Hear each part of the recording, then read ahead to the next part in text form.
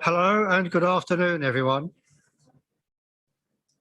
Welcome to this meeting of the Licensing Committee of West Berkshire.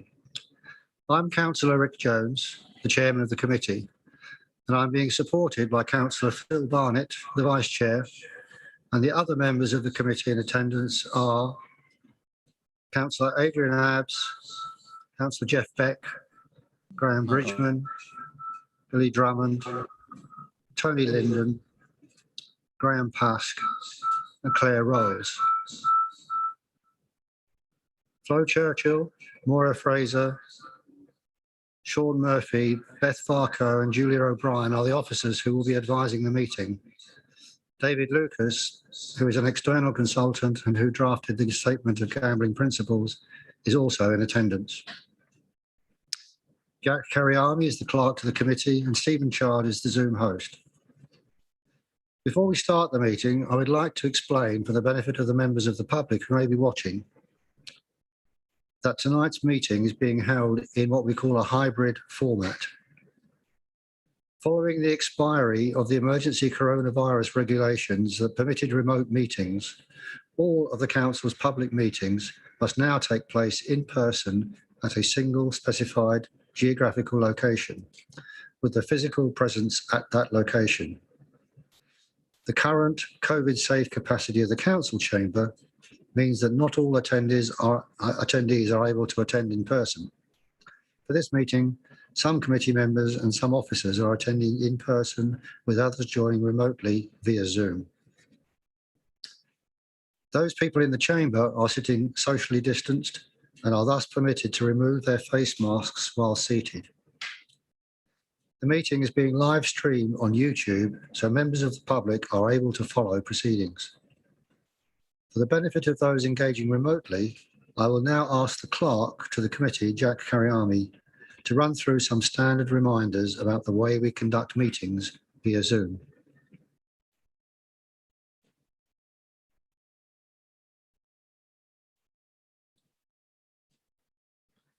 I don't appear to be able to. Oh no, I can. Sorry.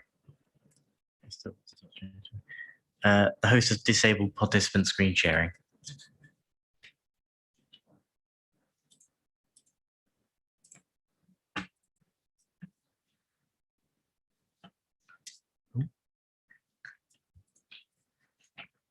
Thank you, Chairman. In addition to the points displayed on the screen, if it becomes necessary for members to telephone into the meeting, you will not be able to indicate to speak. So once everyone who's raised a Zoom hand has spoken, the Chairman will ask everyone who has telephoned in to speak in order. For any votes, members of the committee and the council chamber are the only ones who can take part in the formal decision. They will be asked to vote by raising their physical hand. Councillors Adrian Abbs, Jeff Beck, and David Marsh will not be able to vote as they are attending remotely. If we need to adjourn the meeting for any reason, then the Chairman will advise members of the revised time and date of the meeting. If it is a short adjournment, you'll be able to rejoin the Zoom meeting. Otherwise, a fresh appointment will be sent. Do members have any questions about the way in which this meeting will be conducted? No. Thank you, members. Before we get into the agenda as published, I would like to call upon Councillor Graham Bridgman, who wishes to propose a procedural motion. Thank you, Chairman. Members, in order to allow those who are not physically in the meeting room with us to speak, and indeed I would suggest, although I've just heard what the clerk has said about voting, in order to allow the chairman, if the chairman chooses, to have an indicative vote of all of the members of the committee, whether they're in the chamber or virtually attending, and in order that the members in the chamber can then take cognizance of what everyone thinks before we vote on something, I would like to propose this non-notice procedural motion. That is to permit all those joining the meeting virtually, that is members of the committee and officers, to speak at the option of the chairman, and again at the option of the chairman, that all members of the committee, whether joining the meeting virtually or physically in the room, are able to join in an indicative vote so that the members in the meeting room can gauge the feelings of the entire membership on a particular item. I would like to propose that procedural motion, and I would seek a seconder. I will second that. Thank you, Chairman. I'll look to the clerk whether to take the vote.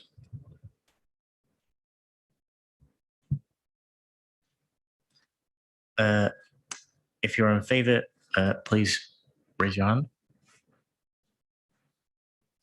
That's everyone, but if you're voting against, raise your hand. And abstaining, raise your hand. That procedural motion is approved. Thank you, Councillor Bridgman. That's, as I understand it, that's a procedure that we've used in other meetings successfully. Chairman, it's a procedure I used in Health and Wellbeing Board, and it is indeed a procedure we're looking at in order to bring forward for all meetings of council and committees at the council meeting to be held shortly. It's just that this meeting has taken place before that council meeting, so we can't have a general procedural motion to cover everything. Right. Thank you very much. Right, moving on to the agenda then. Item 1, do we have any apologies?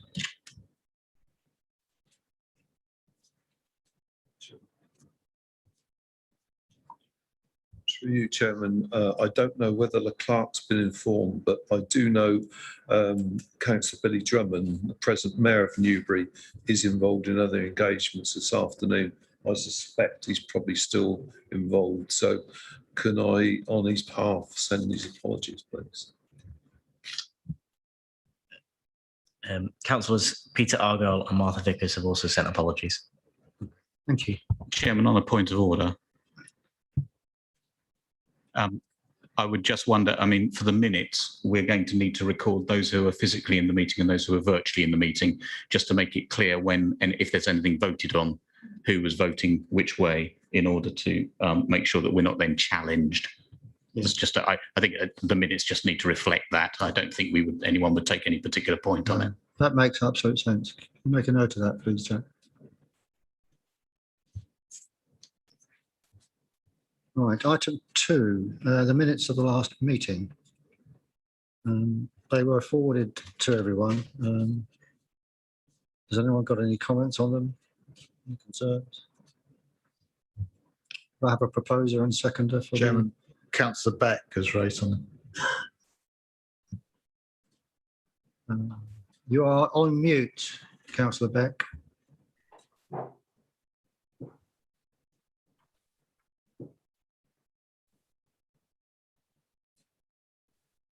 I'm proposing that we adopt these minutes, Chairman, as being a true record of what took place. Thank you, Councillor. Chairman, further point of order. I'm sorry, Councillor Beck, you're not in the room. I think that only members in the room can make proposals and second. This is a point I took fairly recently at a similar meeting, in fact, at a meeting of the JPPC. I was thinking you might have an amendment to propose, which I think we would listen to. But if there aren't any amendments, I'm very happy to propose the minutes, Chairman. Thank you, Councillor Beck, for trying hard. Do we have a seconder? Yes. Chair, I have had my hand up. Yeah. You're on mute. Councillor Abbs. Yeah, thank you very much. I'm reading the minutes and I'm quite happy to be told I'm wrong here. But I think there was the meeting where I had quite a lot of debate, especially about what proposal had actually come forward. Because I'm pretty sure at this meeting is where I was proposing to scrap the licence fee for that year.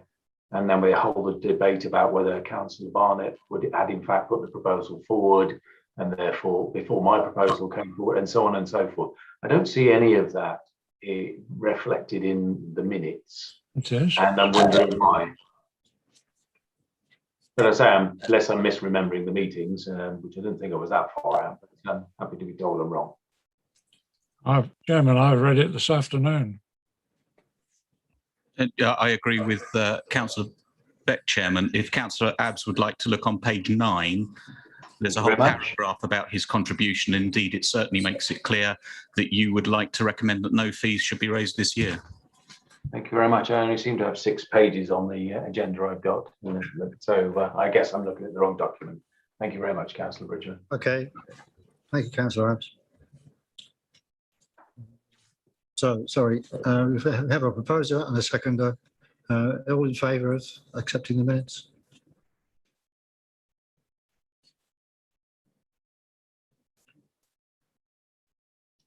Minutes have been approved. Thank you very much. Members, do we have any declarations of interest for this agenda? We've not been notified of any declarations in advance of the meeting.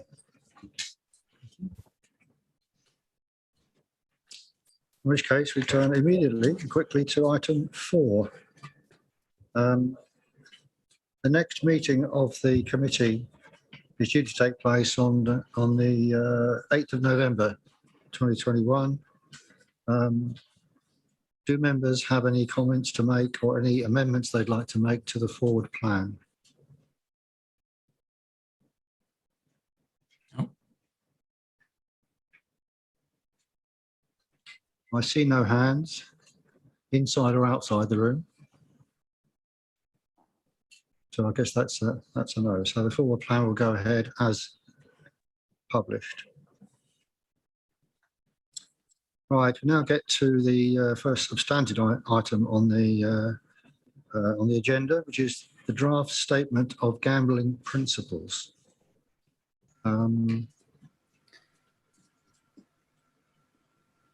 Is David Lucas in attendance?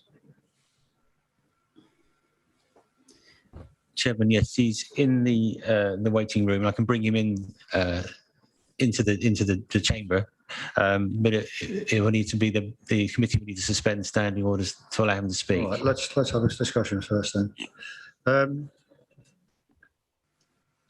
I presume all members have had a chance to read the proposed new draft. Before we bring in the expert, the consultant, has anyone got any comments to put on the current meeting?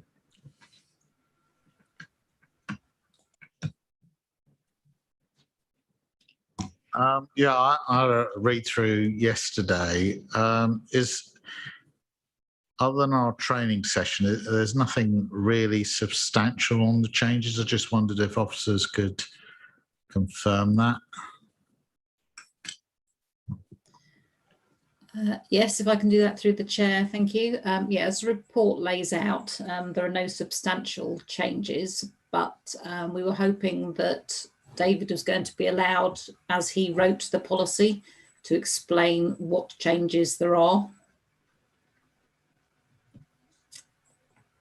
Right, okay. Thank you.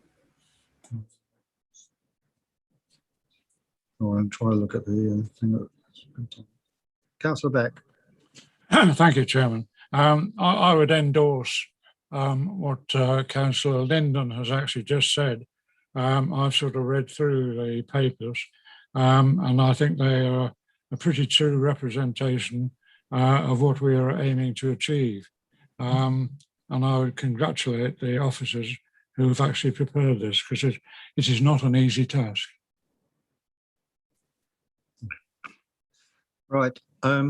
Based on what Beth has said, I suggest that we do listen to David Lucas. Chairman, I have my Zoom hand raised. I didn't know whether you wanted I'm flicking between the documents. I put my Zoom hand up, but rather than raising my physical hand. But Okay. I think that, Chairman, I have a number of comments on the document, but I would think that it would be very helpful to have Mr. Lucas in the room so he can hear what we have to say and respond accordingly. And I would be very happy to, when he comes into the room, suspend standing orders and able to propose to suspend standing orders in order to enable him to do that. Are members happy to suspend standing orders at the point in time? Okay. All in favour? Right. Can we bring him into the room, please?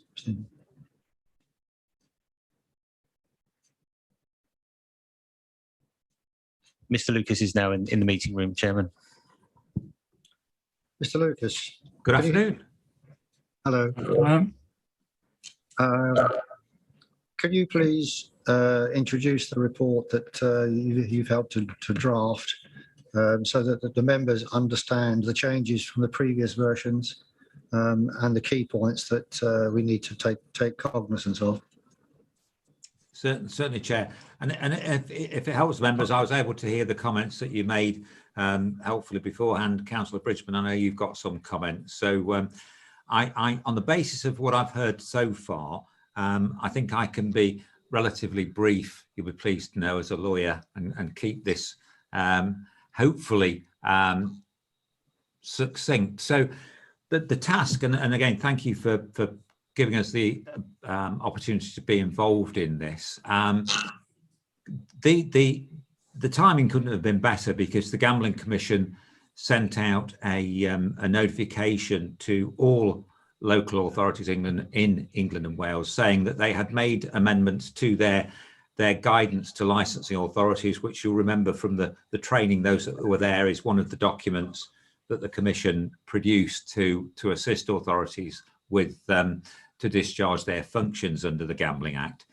They referred to a whole raft of amendments to their guidance, which, when you actually look at them, there's not a great deal of can I call it substantive changes? I think you used that word earlier, Chair. But it means that authorities need to tidy up their policy statements as far as gambling is concerned, to bring them into line with the changes that have been made. So a lot of the changes that we've suggested, and I use that word advisedly, we're just proposing this as a draft for your consideration, are made with a view to tidying this document up. So I can say that when you look at sections 1.1 through to 1.5, so that's the introduction, licensing objectives, licensing activities, and responsible authorities. I can say that in all of those sections, what we've done is just basically tidy them up and bring them up to date, so that they're fully compliant with the legislation, the regulations made under the Act, and the Gambling Commission's guidance to licensing authorities, Chair. So that takes me quickly through those sections. As far as 1.6 is concerned, this is the section that deals with interested parties.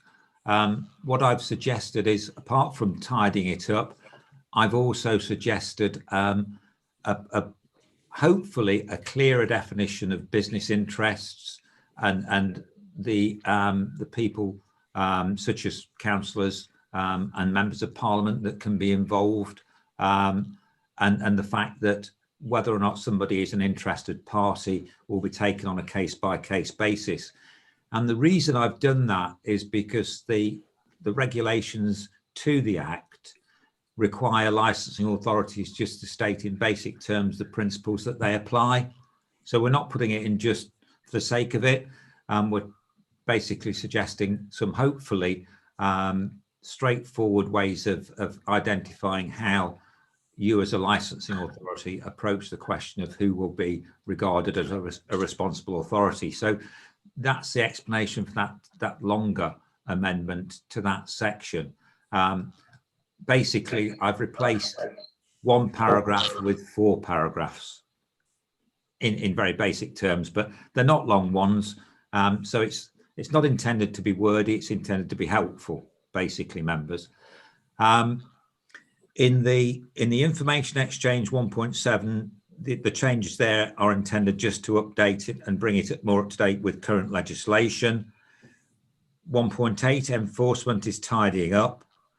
1.9 is important because 1.9 deals with local risk assessments. And I felt it was necessary here to make it clear to everybody involved in the process. So that's members, officers, people looking at this, whether they're license holders or prospective license holders, that they have a clear understanding of their responsibilities as far as local risk assessments are concerned. So I've tried to do that. And then there's something called a local area profile, which is something for the authority to prepare if it wants to. And again, I've just basically clarified that that's not a statutory obligation placed on an authority.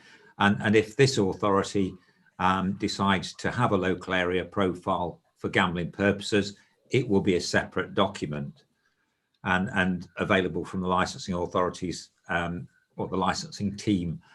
And the reason we say it's a separate document is so that you don't have to go through the consultation process every time there's an amendment to that document. It's an unnecessary use of resources because it's something that basically is an internal document. And then 2.1, the general principles are updated, and 2.2 to 2.4, the licensing objectives. Again, I've just tidied those up. 2.5, license conditions. I thought it was important to try and tidy up and update this section because license conditions can be important. I know you don't have a great number of licensing hearings under this legislation, but if you do, it's necessary and helpful for people to be able to understand clearly how you approach conditions. So again, I've basically tidied this up and put some provisions in that were missing in relation to door supervisors that need to be included. So I've added those provisions under this section. And then we've got a number of sections, members, 2.6 through to 2.12 2.12 that deal with different types of premises. So starting with licensed family entertainment centres all the way through casinos, bingo, betting and AGCs. In all of these, I've put at the beginning of each section a brief explanation of what we're talking about, so people can understand what a licensed family entertainment centre is, what an adult gaming centre is, so that if you're looking at this document, you can go straight to that section and you can see immediately what type of premises we're talking about and what type of facilities, gambling facilities are there. So it's just, again, it helps people to understand. Otherwise, all they've got is a title, for example, licensed family entertainment centres, and it goes straight into the policy. I just thought that explanation would be helpful. David, can I just interrupt you? We have yes. two councillors who wish to ask questions that may be pertinent at the point that you've reached. Councillor Bridgman. Well, I haven't really got questions. I've got some comments which I'd like David's opinion on. So I'd be very happy to let him conclude. Okay. Councillor Abbs, do you have a question? Yes, I do. It was related to casinos, which... yeah, I was going to touch on that, if that's okay, Councillor, because that's in this section. You know the question I'm going to ask tonight, Steve. Well, possibly. Let me have a go at it. Go on, yeah. Answer the question before I answer it. Ask it. That's great. Let's see if I can do it. Within these sections, there is the casino one, which I've changed. Now, the reason I've changed this is because under the legislation, people were on the course recently will know, under the legislation as it stands now, the only casinos that are permitted in Great Britain are those that existed in under the 1960s legislation. So they were actually in existence when this act came into force in 2007. The only other two types of casino that can exist are the new ones permitted under this act. And there's only 16 that's permitted. Those 16 are 8 large and 8 small. The areas where those 16 casinos can be provided has already been determined. So strictly speaking, you don't need a no casino resolution because you can't have one. You're not one of those areas. So and that was my question. Yeah, that's why is it even then? So thank you, David. There we go. So that's why I've changed this from a no casino. Because the other thing about a no casino resolution, you have to update it, renew it every 3 years. So it's easier just to say, we know we can't have any, so that's the position. Okay.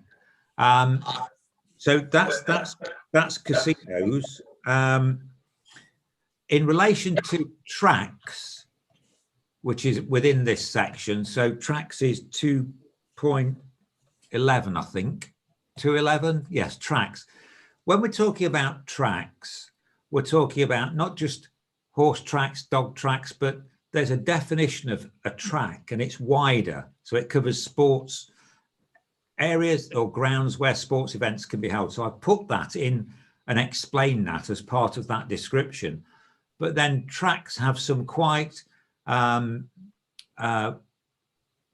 you can imagine, severe restrictions in some cases about where children can go within tracks. So what I've tried to do is include within this policy some information about where certain facilities can be provided, those that are adult only, and those where children can be admitted within your policy. So it just, again, it just updates it and makes it more relevant to the sort of information that you'd expect yourselves, officers, and people, track license operators, members of the public, will find helpful. So that's the reason for updating that. And also I've updated the position the information regarding gaming machines on tracks, betting machines on tracks, and the plans for tracks as well, just to help people understand it more and to make it clear what you're looking for in relation to plans that are submitted in support of track applications. So that's got a bit more detail in, but it's all designed to be informative for those who need to refer to this policy. And the same applies to travelling fares. I put at 2.12 some help on the definition around travelling fares, because people don't always understand why fares can provide gambling activities, gambling facilities. Well, I've explained there, and it's in your policy now, so they can see that. David, can I encourage you to just give us the essential points that we need to focus on? Thank you. Yeah, so just moving on, license reviews has been updated, and I'm just thinking about other areas where you've got information that's more detailed. Alcohol premises, I've included some additional information there, members, because that's been identified as an area where there's been some issues around under 18s using adult machines, so I've updated that.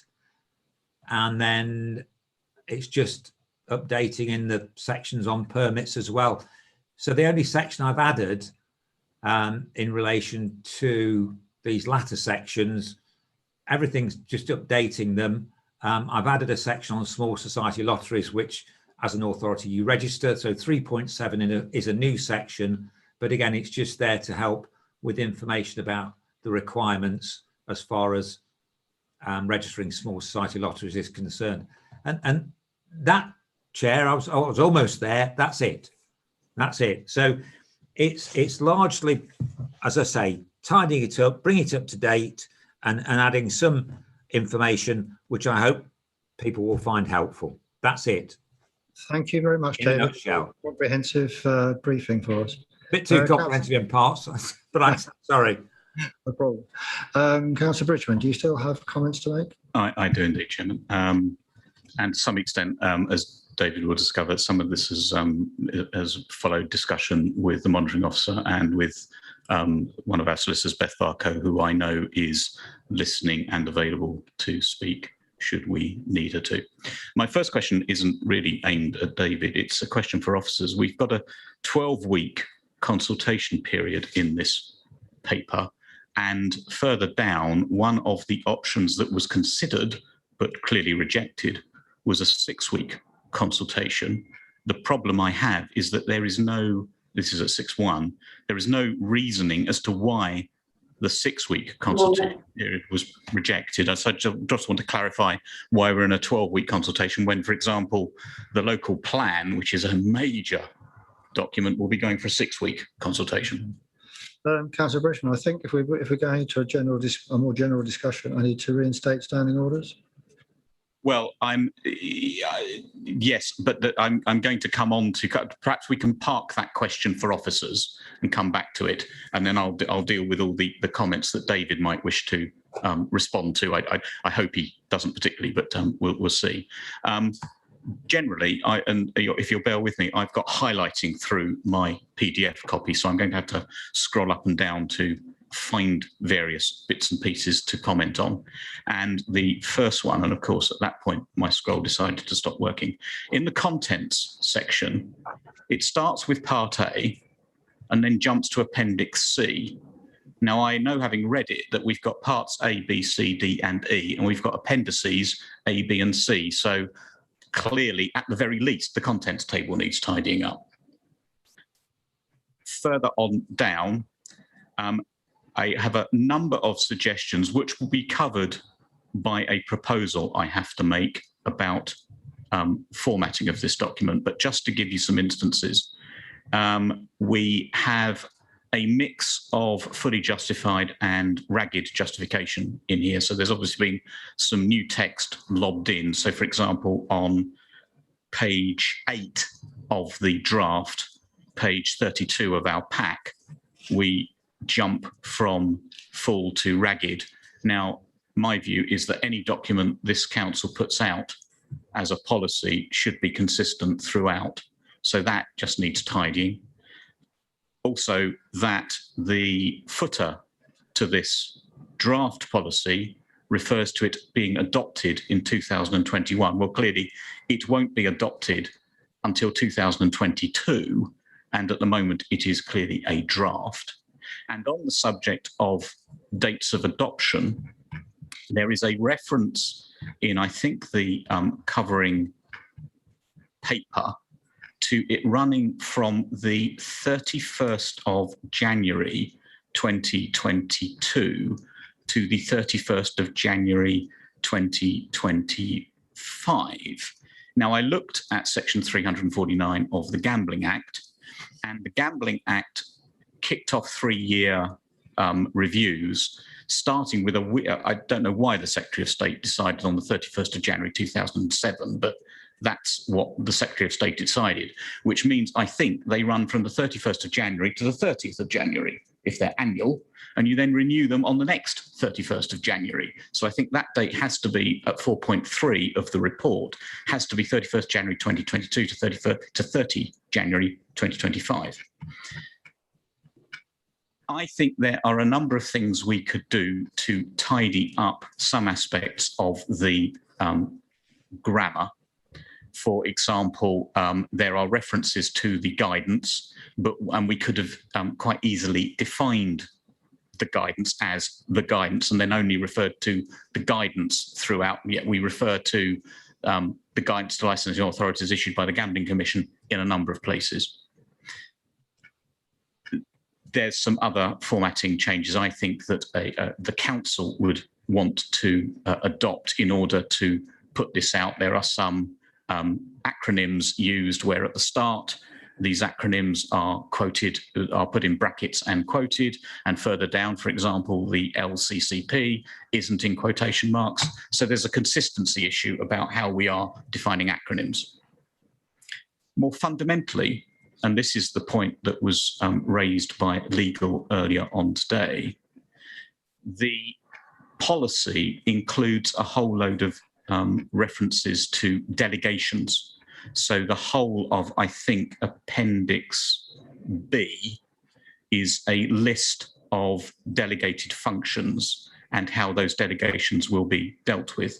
The problem is that delegations are generally dealt with in the constitution of the council, not within individual policies. So in my view, what we should have at Appendix B is a reference and a signposting to the constitution.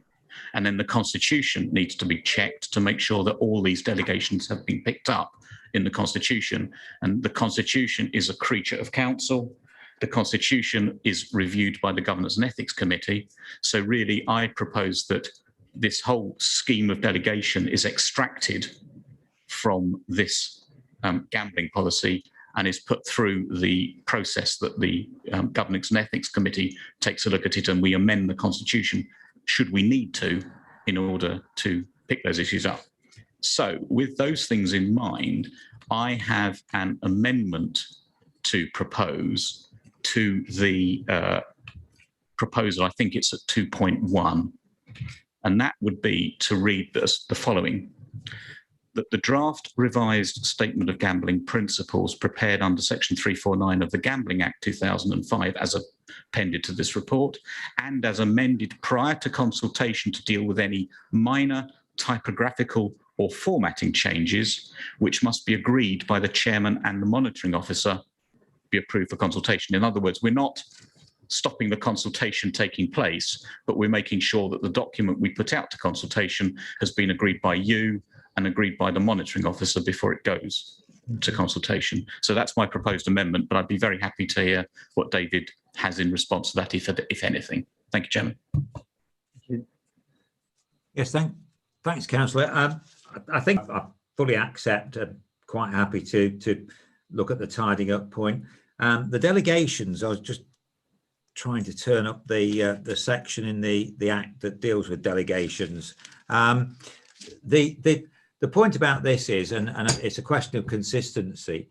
The Licensing Act 2003 is very similar to the Gambling Act 2005 in that there is a licensing committee established. That licensing committee can delegate matters to a subcommittee, and the licensing committee can delegate matters to officers. The same licensing committee deals with matters under both acts. So the Licensing Act Committee is the committee that deals with matters under this Act. So I don't know, Councillor, Councillor Bridgman, what your arrangements are as far as the Licensing Act 2003 are concerned, but I would have thought you'd want to make them consistent so that you've got the similar scheme of delegations for the two acts.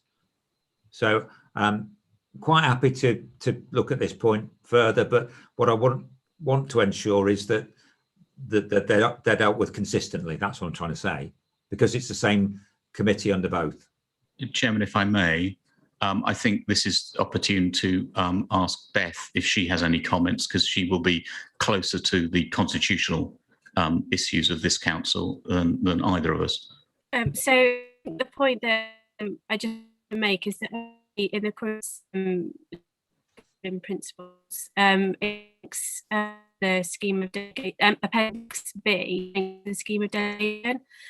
So the most consistent way in which this council deals with the Constitution and any amendments to follow Beth, sorry to interrupt, but we're not really hearing you correctly.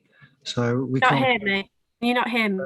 We're losing every other word, I think. So can you try and improve your sound?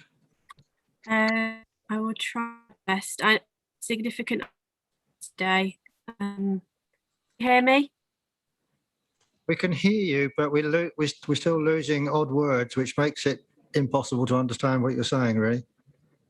Chairman, sorry, I don't know if I can perhaps help Beth, because I think my sound might be slightly better. I think what Beth is talking about is the fact that we have internal consultation processes that we adopt when it comes to changes to the Constitution. And what we're seeking to do is not to go out to the general consultation on the scheme of delegation, and instead put that scheme of delegation through our internal processes. So in other words, it would go through the governance and ethics approach rather than through. Okay, thank you. I understand that. Yeah. Councillor Bridgman, do you have any final comments? I have a hand up from Councillor Abbs, which I'd like to take at some stage, but. No, Chairman, I've made a proposal to amend. I don't know whether that would find favour with the committee, but that I think is the way forward, that the scheme of delegation issues from this statement of gambling principles, indeed, if it's embedded, a similar scheme of delegation is embedded in the scheme of licensing principles, that should be extracted as well. Yeah. And both of they are left to the constitutional issue to be dealt with, and the rest of the policy, and it's simply signposted, and the rest of the policy goes out to consultation once there's been a tidying up exercise. That's what I'm coming to. Right, you're making a proposal to amend the recommendations. Can I come back to that? After having some other comments from other councillors, just to make sure that we captured everything. Councillor Abbs. Yes, thank you, Chair. My comment is, I think, somewhat simpler. It's based around this definition of travelling fairs. We have something, we have a Christmas fair in the offing, which is why I'm asking the question, at the racecourse. And the two parameters here that I think we could do with a little bit of expansion, a definition of what amusements really means in this case, because I don't see a specific breakdown of what amusements or examples of what amusements might be. I can think that an ice rink is amusing, whereas it's some kind of amusement, but is it an amusement in these terms? It may well not be. So just adding some clarity around that part of the definition here. And then it goes on, obviously. So it talks about traveling fares, and I think it says used for no more than 27 days. And wholly it provides amusement as they must be on a site that has been used for, is going to be used again for more than. I'm lost in the semantics there of does it have to have been used for 27 days before it's ever used for a fare? Or anyway, some clarity from someone on how that's supposed to work, because the wording seems to be a bit white to my eyes a little bit. So we need some clarity around that wording. Yeah, what is actually amusement in that definition, and the 27-day bits, and because it's there as an explanation of this for us, but it doesn't. Is there a quick response to that, David? Well, basically, the definition is in the Act. Right. And it's a three-part definition, which I've tried to split out there. So it's sadly there's no definition of amusements in the Act, but a fare is a fare which consists wholly or principally of the provision of amusements, and it basically has to be provided by persons who travel from place to place for the purpose of providing fares. That's the second part, and you can't have a travelling fair held at the same venue to comply with this provision. If it's held for more than 27 days in the year, you can't. It doesn't fit within this provision. You can't provide gambling facilities. So right. It's for a maximum period of 27 days. But it's got to be within that definition. Sadly, part of it isn't defined by people who do that for a living, basically, and for no more than 27 days in a year. And then it fits within those criteria. They can provide gambling facilities without any other authorization. That's how it works. All I would say, David, is the way you just explained it to me, I understood quite readily. When I read the paragraph, I didn't. So can we not just put that, what you just said, into the document? I'll tidy it up a bit then, if I can, even further. Okay. Sorry about that. No, it's okay. That was it, Chair. Thank you. Thank you, Councillor. Councillor Rolls. Thank you, Chair. I just wanted to pick up on one point Councillor Bridgman said regarding scheme of delegation being sort of defaulted to the Constitution. Just a small question. Do we need to think about the review dates of this particular piece? So obviously the Constitution, we're not necessarily we're going to only be reviewing it on a specific timescale. Does that sit with what we're required to do with this piece?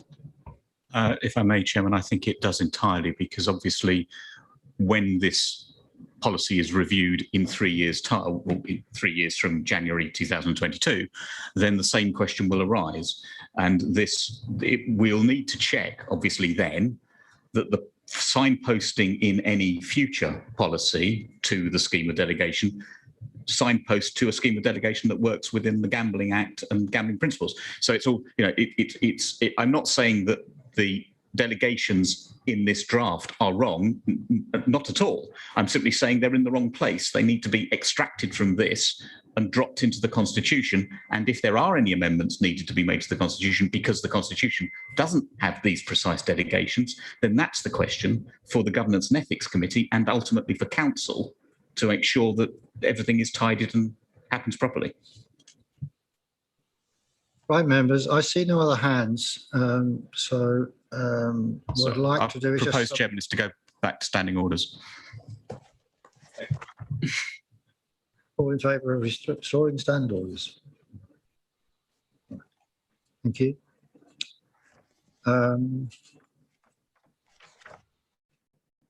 What I'd like to do is go back to effectively Councillor Bridgman's proposal.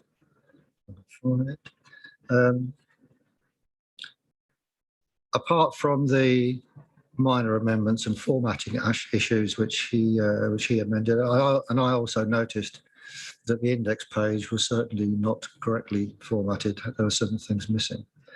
The main comments centre around section 4.1 of the report, which refers to delegations in Appendix B,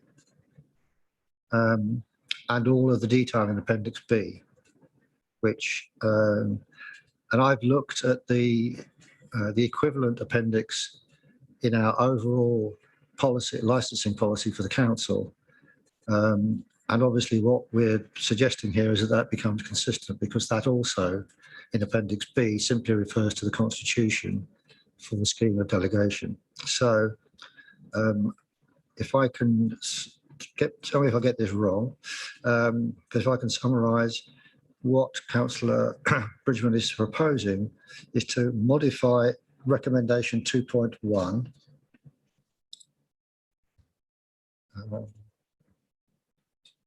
to basically say that the draft revised statement of gambling principles prepared under section 349 of the Gambling Act 2005 as appended to this report and as amended prior to consultation to deal with any minor typographical formatting changes which must be agreed by the chairman and legal services to be approved for consultation. In other words, Chairman, I did slightly amend, because I had the same wording in front of me as you do. I changed legal services to the monitoring officer because I did think it should be the monitoring officer specifically who agrees this. Now, it may be Beth or one of the other solicitors who actually does the legwork on behalf of Sarah, but ultimately I do think it needs to be a named individual, so that it's you and the monitoring officer, Chairman. okay, so the proposal is that myself and the monitoring officer should be delegated to approve minor changes prior to this going out to consultation. Do I find a seconder? Councillor Pask.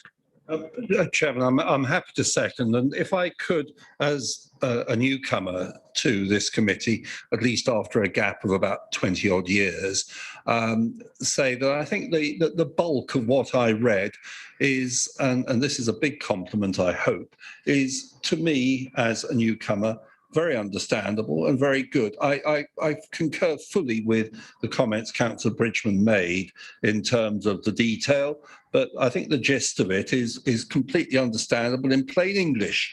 And that to me is a major asset, and I thank David for doing that. Thank you, Councillor Pask. No at all. So can I, if you have a seconder, are all in favour of that amendment to recommendation 2.1? The amendment has been approved. Fine. Thank you for your contribution to that, Councillor Visual. Chairman, you've and thank you, David. Chairman, I think you've agreed the amendment. I think we now need to vote on the proposal, don't we? Because it's a two-parter. Oh, that's true. Yes, in fact, we do have recommendations 2.2, 2.3, 2.4. So could we then proceed to... Chairman, before you do that, I think Councillor Bridgman did ask about the timescales for the consultation. I did indeed. That government, that's the guidance. The guidance suggests that 12 weeks is the best practice, and that's the reason we went for 12 weeks. But if members want to shorten it, that's up to you.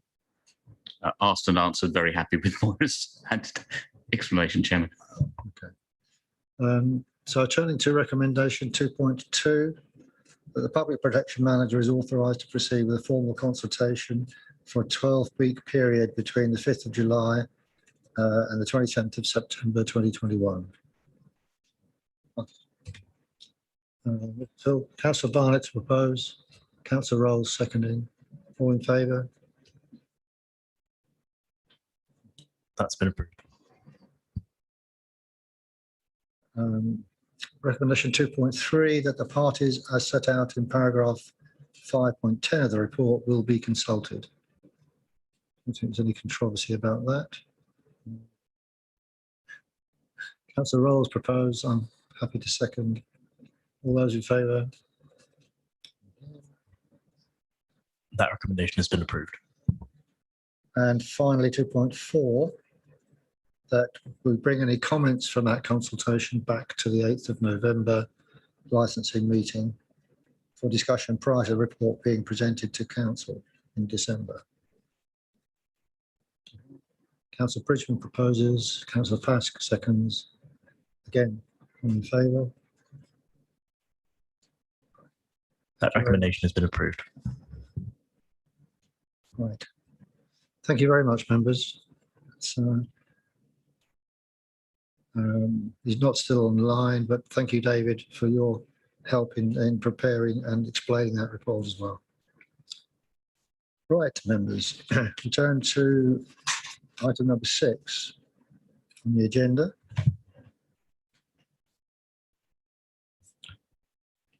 Which is a review of the Hackney carriage tariffs. We're asked to note, consider and agree a series of recommendations as set out in section 2 of the report.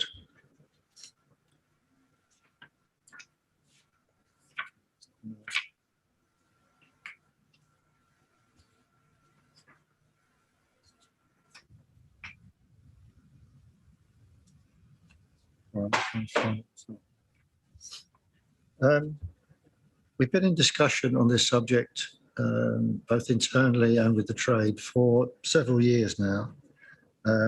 We've had several iterations of proposals, several trade liaison meetings, etc.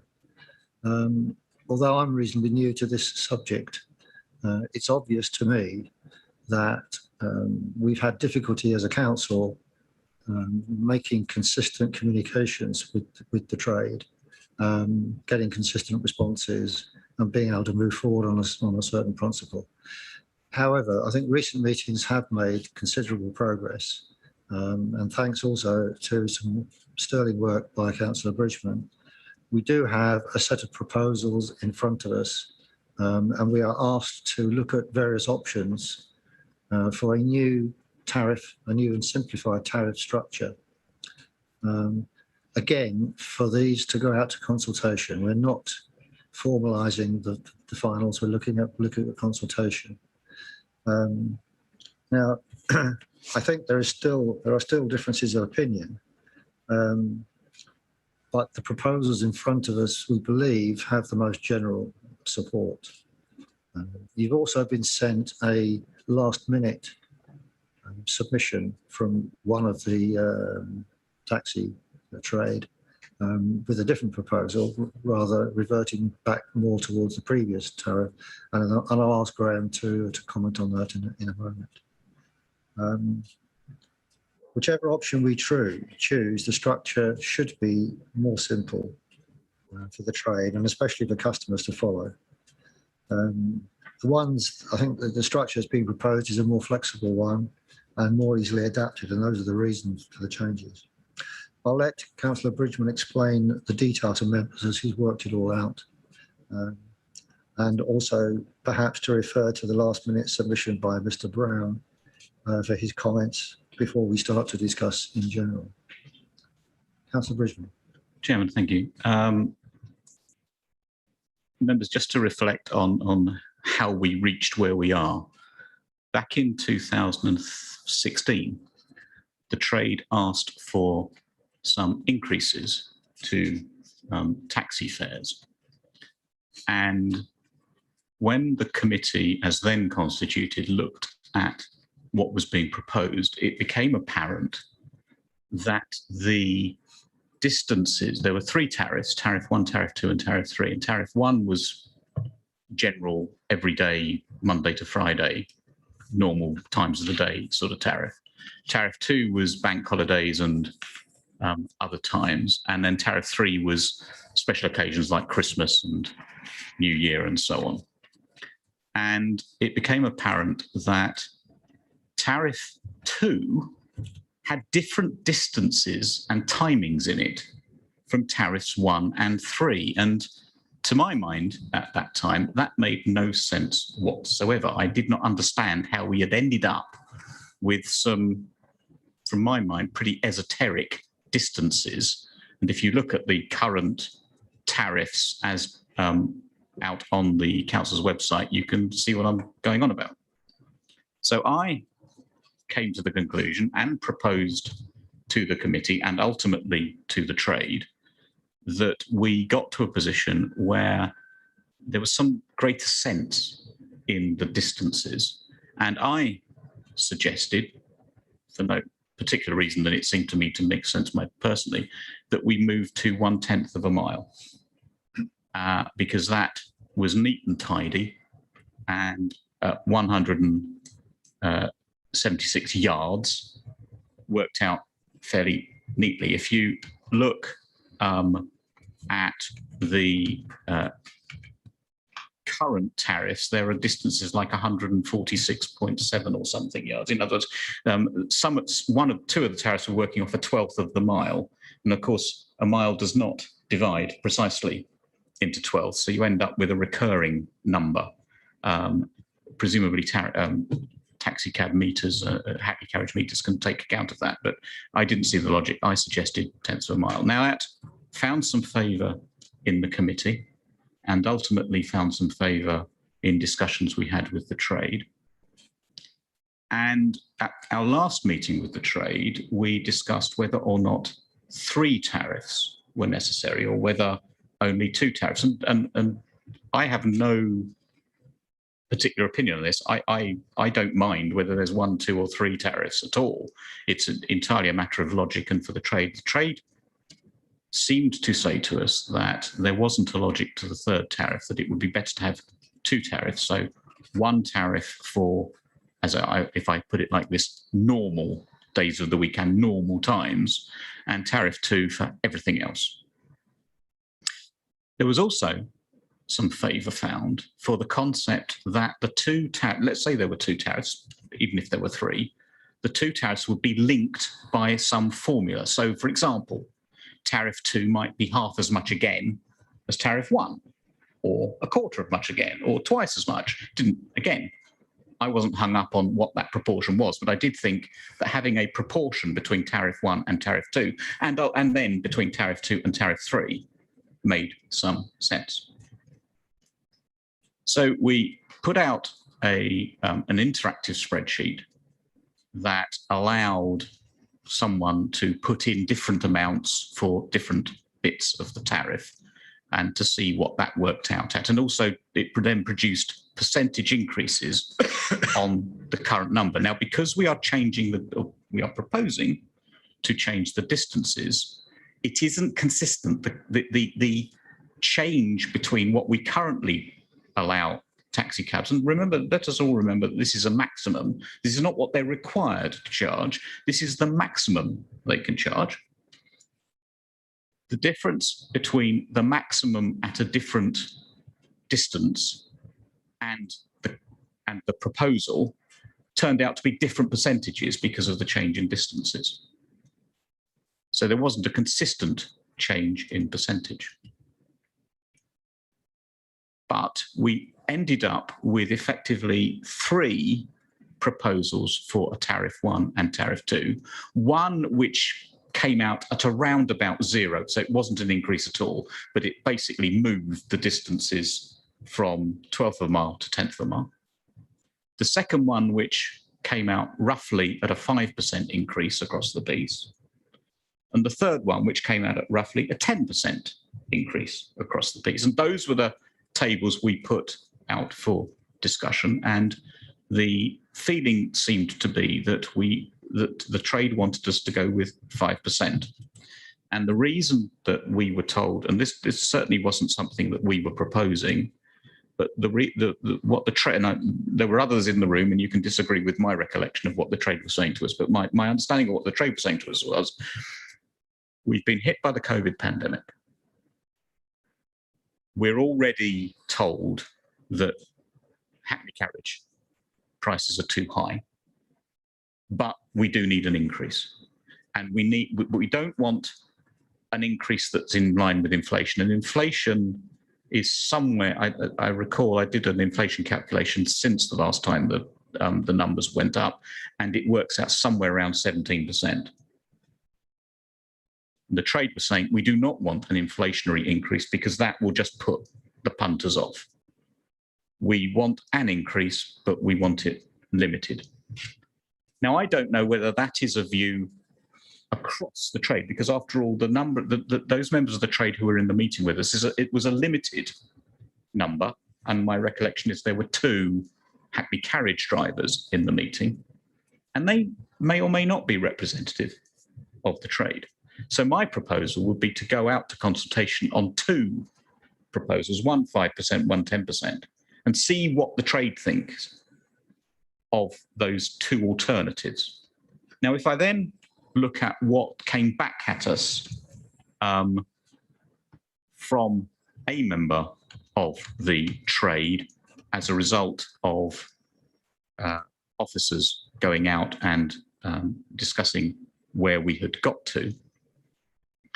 The numbers that were that came out in the most recent email were fairly stark, and what effectively the trade was saying to us was that the proposed increases that were in the original response back in 2016 should be the ones, although tidied up so that the rates between tariff, the distances in tariff 2 now aligned with tariffs 1 and tariff 3, and they would align at 1/12 of a mile. So the problem I have with that is that on the table, it actually works out at 111.997 of a mile, and that the increase, the tariff 1 increase, is by somewhere in the region of 12%. The tariff 2 increase is between, as I say, because the tariff 2 distances were now changing. The tariff 2 increase is between the lowest end at the flag distance, 18%, and at the top end, 10%.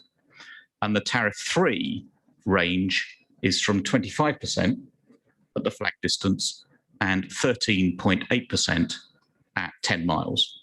Now, my concern is given what we were told by those members of the trade in that meeting, this is not in line with what we were being asked to put out to consultation.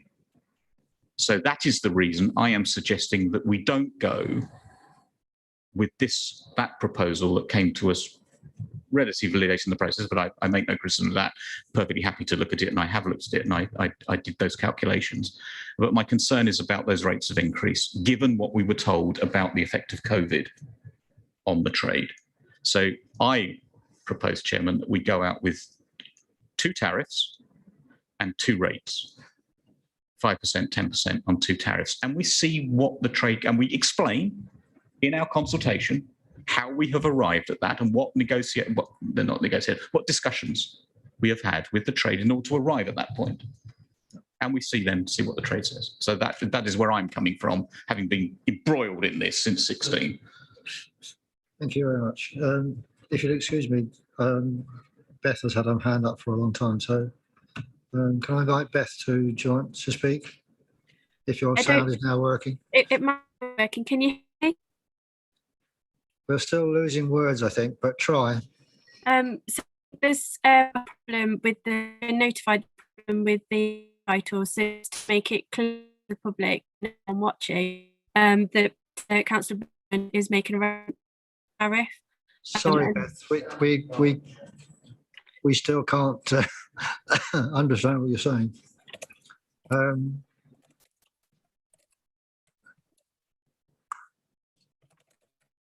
Chair, I think she was referring to something not being available to the public that Councillor Bridgman was referring to, or that's kind of what I heard anyway. Although you're right, it's very disjointed, so it could be wrong. Try once more, Beth, but go very slowly.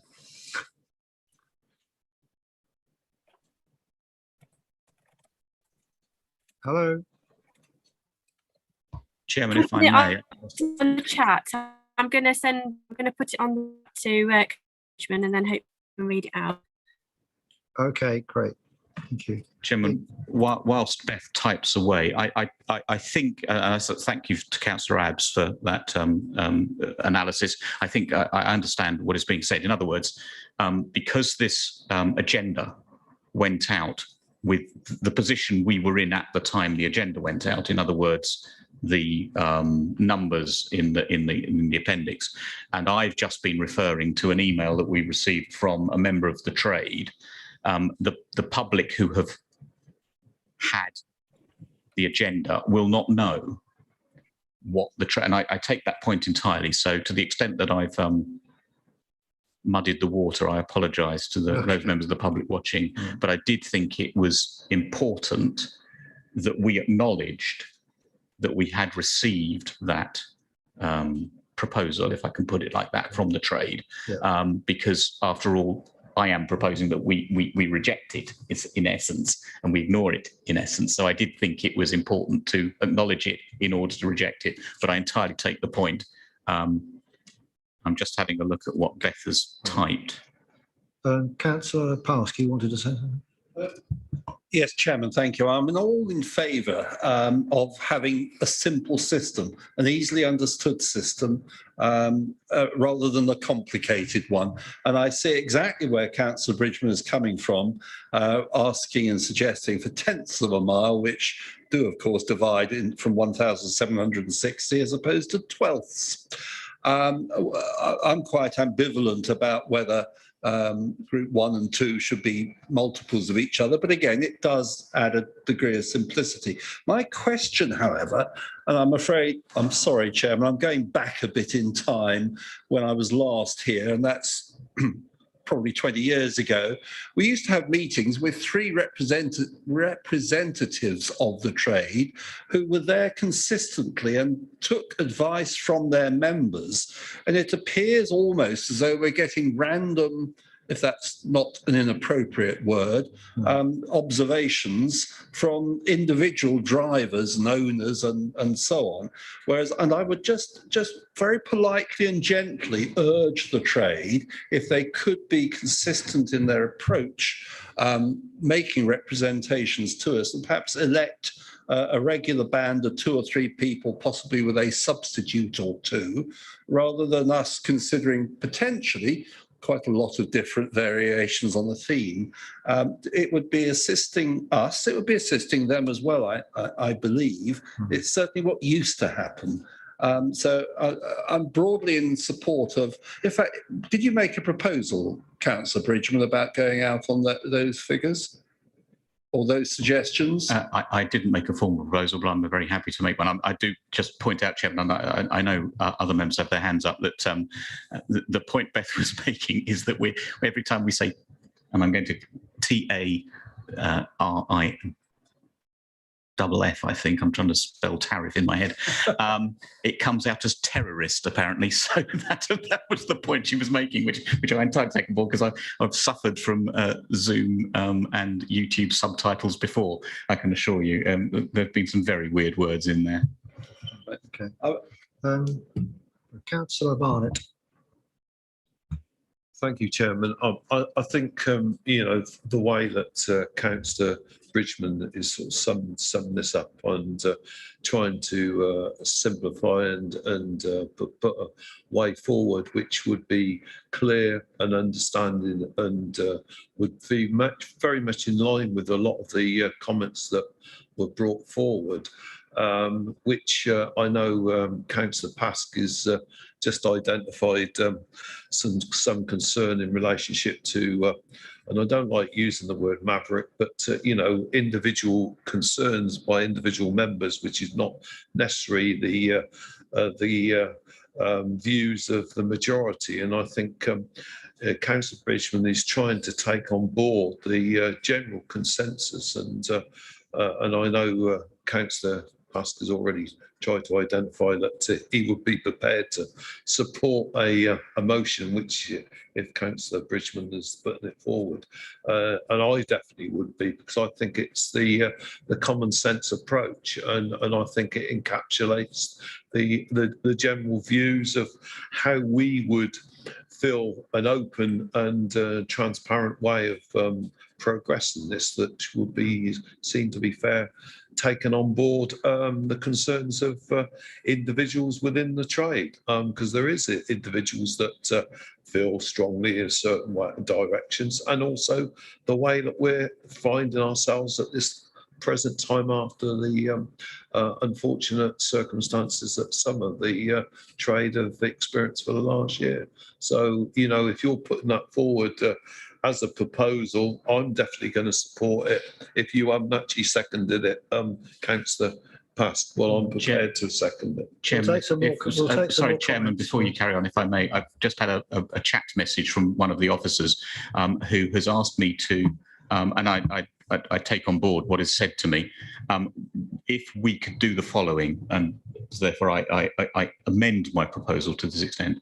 Go to the trade and say, would you prefer 5 or 10%? Here are the sort of indicative numbers. Depending on the response to that, then go out to formal consultation on one or the other. That what we don't want to do is go out to consultation on two and then have to sort of divvy up between them. So go out to formal consultation on a single proposal, having taken, having tested the water before we get to that point. So to that extent, I'd like to amend what I proposed, Chairman. That's good, because I was preparing to amend it myself. So, Councillor Rolls. Thank you, Chairman. Yes, I agree. I think it's very, very much welcome to simplify the process. My question was around the consultation period.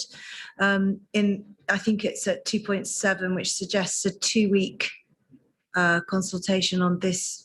I appreciate it will then go to further consultation, but it seemed to be quite tight on such an important issue that's important to the trade. So it was just to raise that concern. Well, having what I said in the previous meeting about 6 weeks, I think I'd go along with that. Yeah. Chairman, just to say that it's set out in statute. That's the reason for the 2 weeks.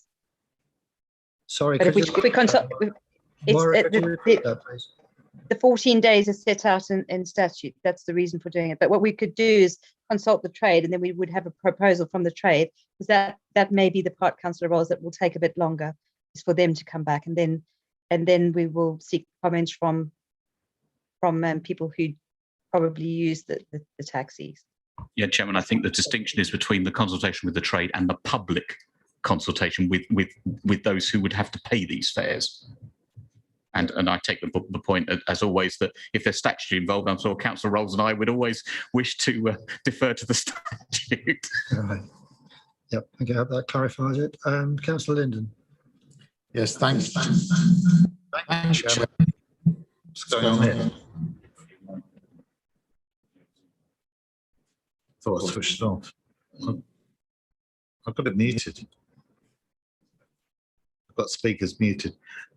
Anyway, Chairman, yes, I wouldn't want to see to our councillors ending up in prison for not obeying statute.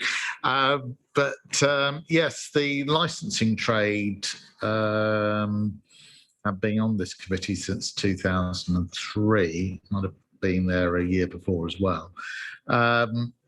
Yeah, the licensing trade did have more representative of a group, and it tended to have splintered since then. So it would be a challenge, but I do think this consultation procedure, as outlined by members, is the correct one. And but I think trying to get some unity there is going to be a challenge, because they've all got different views. And therefore, I think the proposal we've gone through is most probably going to be the best in the circumstances. Thank you, Chairman. Okay, thank you. Councillor Rolls, you still got a hand up, is that? Yes, thank you, Chairman. I've just got one other question. I'm on mute, yeah. Sorry, it's just a small point on 2.8, where it says if no objections to the changes are received, the revised maximum fares would come into effect from the 1st of August. Are we not saying we would go to full consultation first before they come into effect? Or am I reading that wrong? Chairman, just to say, we would need to amend that date now, because we're going to need to run a consultation period with the trade, and then the 2 weeks. Yeah, okay, so that would have to be amended. Well, I have no more hands up. Yeah, my comment on this would be that I think I was also going to suggest that going out to full consultation with 2 tariffs would be confusing, and one would be much more simple. The other comment I was going to make was, being part of that, the latest liaison meeting, it seemed clear to me that there was an awful lot of different levels of knowledge amongst the trade. Some, I think, have probably ignored the whole thing. Others have been very much involved and have been very voluble with us, but they all have different opinions. So given that, I believe any pre-consultation or any real consultation, we're going to have a very, very comprehensive explanation of what we're doing and why, so that it's very clear what's being proposed. Because otherwise, I don't think we will get a sensible response, because the people will misunderstand it. So I think just going out to a form of consultation about whether they want to have a rise in tariff, and if so, at what sort of level makes a sense, and then go separately for the structure makes also sense. I think they will respond better to that. And you're right, Councillor Pask, they did refer to the fact they no longer had an association, and that I think has caused an awful lot of difficulty. I think perhaps we should encourage them, but we have no power to compel that. We have to deal with what we have. So going out to a wide consultation is the only way we can get a response, I think. So right. So would you take us through we have a 2.1 to 2.8 set of recommendations. Can I take you quickly through them, please? The first one is simply to note the existing. Chairman, if I can suggest, what I was, and with Moira's comment on my suggestion, is that if I say 2.1.5, so somewhere between 2.1 and 2.2, there is a process of consultation with the trade as to whether to go out with a 5% or a 10% increase. And that, depending on that response, chairman decides whether to go out to public consultation with the 5% proposal, which is in the pack, or the 10% proposal, which is in the pack, and then everything else flows. Okay. So we add an interim recommendation between 2.1 and 2.2. Indeed, Chairman. Excuse me. I'm happy to second that. Is everyone happy with that proposal? Okay. So could you make a note? Sorry, Chairman, can I just ask something? Are we taking indicative votes from the virtual room Oh, I think we should, Chairman. on this particular That's point? a very good point. Thank you. Do I suspend standing orders for that? No, Chairman, we've passed a procedural motion to enable us to do that. For those councillors on virtual, that's councillors Beck, Abbs and Marsh. Did you hear that proposal to insert an extra recommendation within the list in the document to go out to a pre-consultation with the trade on what form of or what level of tariff increase they prefer, and then the committee delegate to me to then formalise the formal consultation beyond that? Everything was very clear for me, never perfect reception. So yes, I heard. Sorry, Adrian, I didn't quite get that.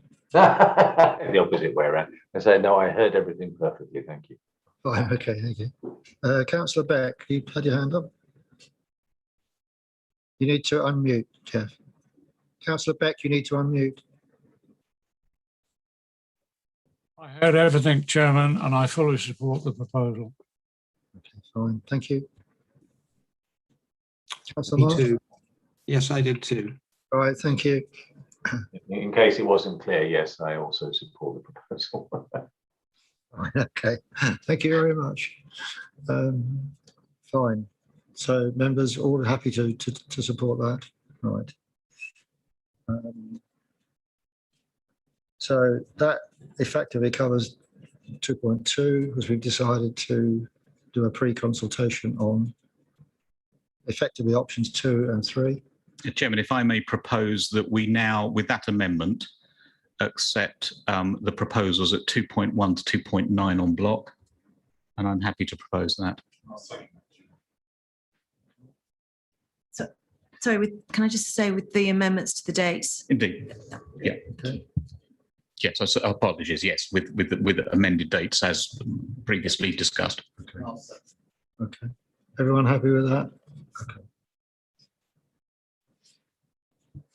All the recommendations have been approved. Fine, you've got that. Okay.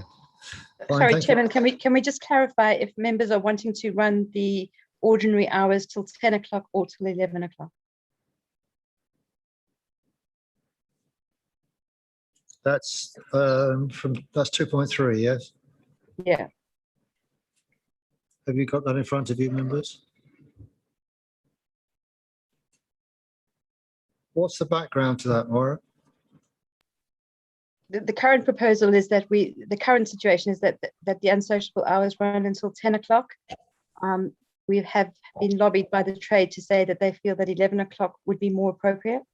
But I think that would be a matter for members to determine, and I think Councillor Bridgman has something to say. Can I suggest rolling that into the consultation on 5 or 10%, seeing what the trade say? So 5 or 10%, 10 o'clock or 11 o'clock, and we end up with one proposal that goes out. Yes. Yeah. Perfect. Thank you. Okay. All right, that concludes that. Can we move then on to the last item on the agenda, which is the report and the update from the discussions at the Taxi Liaison Group. We're simply asked to note that report, I understand. That's correct, Chairman. Any comments from members on that report?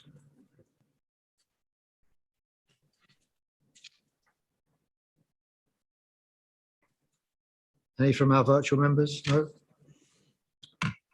Okay. In this case, we will note that report, members. Happy to do that.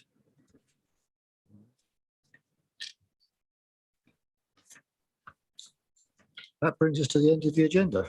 Thank you very much for your attention, members. Sorry, it's been a bit confused today because this is the first time we've been trying out this, or some of us have been trying out this method of operation, and we still have to get familiarised with it. And sometimes having paper is helpful, and sometimes it's confusing.